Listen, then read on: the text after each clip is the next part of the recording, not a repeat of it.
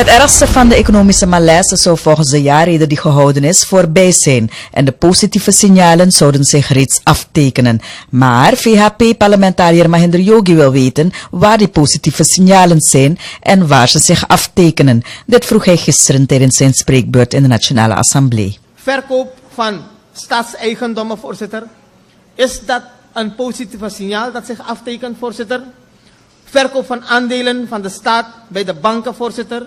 Bij andere bedrijven, Assyria, Nieuwmond, heb ik begrepen, voorzitter. Als dat niet juist is, laat de regering aangeven of het juist is dat de staat voornemend is om 10% van de aandelen bij Nieuwmond ook te verkopen, voorzitter.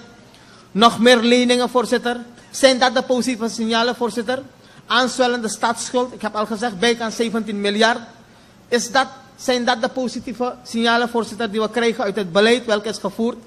Voorzitter, verhoging van recht van grondhuur voor percelen uitgegeven voor agrarische doeleinden. Een totale faillissement zou je kunnen zeggen in de gezondheidszorg. Is dat een positief teken, voorzitter? Dat zich aandient, voorzitter. Ongecontroleerde criminaliteitsgroei en verharding, voorzitter.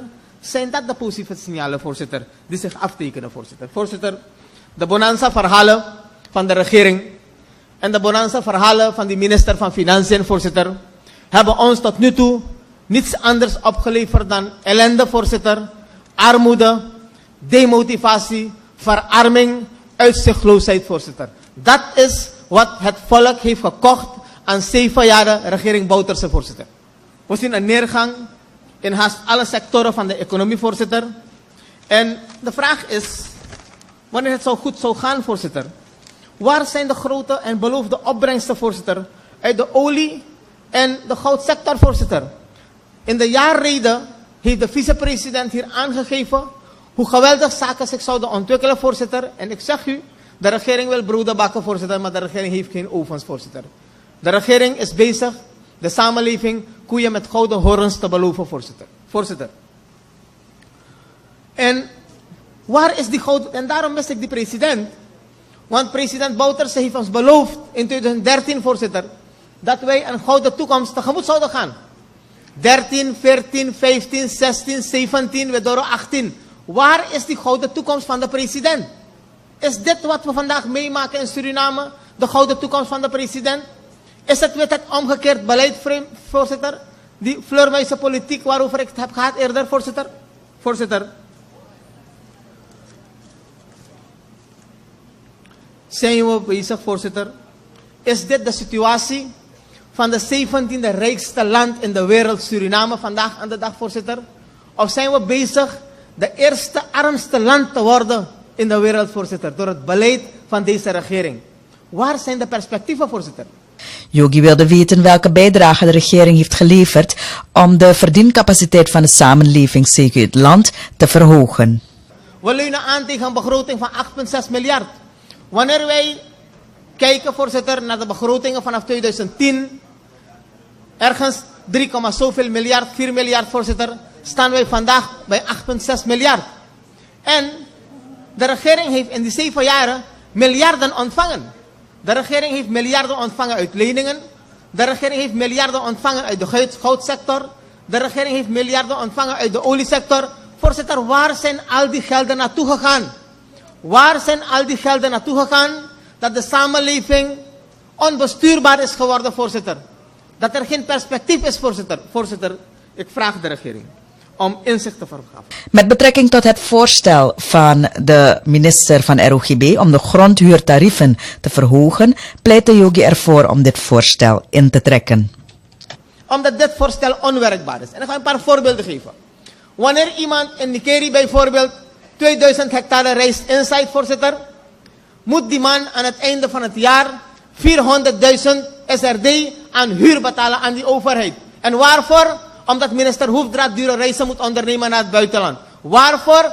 Omdat het consumptief beleid wordt gevoerd. Waarvoor? Omdat het corruptief beleid wordt gevoerd. Voorzitter, alleen de naschoolse opvang heeft meer dan 300 miljoen SRD gekost. En tegen een koers van die tijd, voorzitter, is dat meer dan 100 miljoen US-dollars, voorzitter.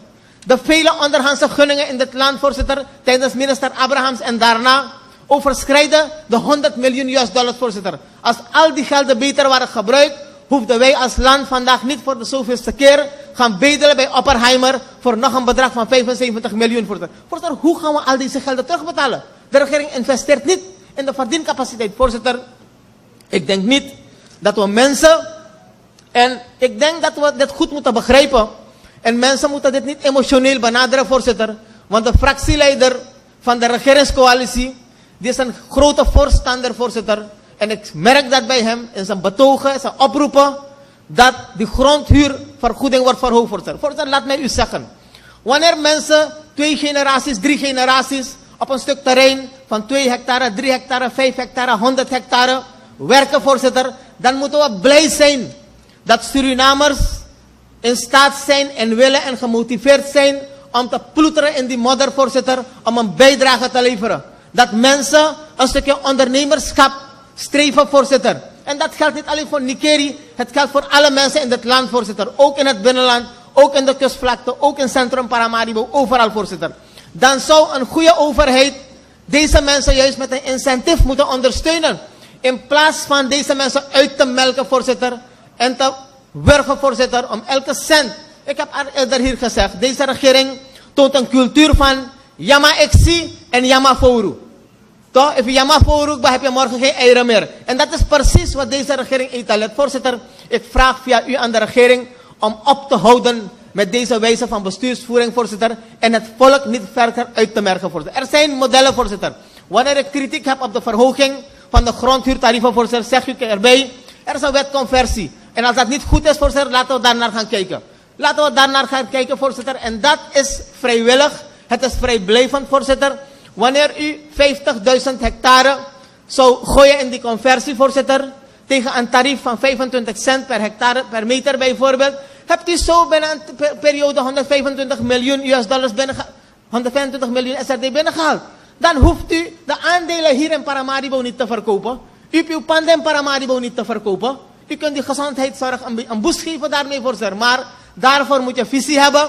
Daarvoor moet je kennis van zaken hebben, voorzitter. Daarvoor moet je geen links en rechts schijnbewegingen maken. Je moet weten waar je naartoe gaat, voorzitter. Maar wanneer de president niet in de zaal komt, voorzitter. Wanneer de president zich laat omringen en adviseren door mensen die niet weten hoe het beter moet, voorzitter, krijg je inderdaad datgene wat wij vanaf 1980 continu hebben gehad. Elke keer weer, wanneer de NDP, of door de NDP gestuurde coalitie aan de macht is, krijgen we ondergang en neergang en ellende in dit land, voorzitter. En vandaag hebben we die ellende weer, voorzitter.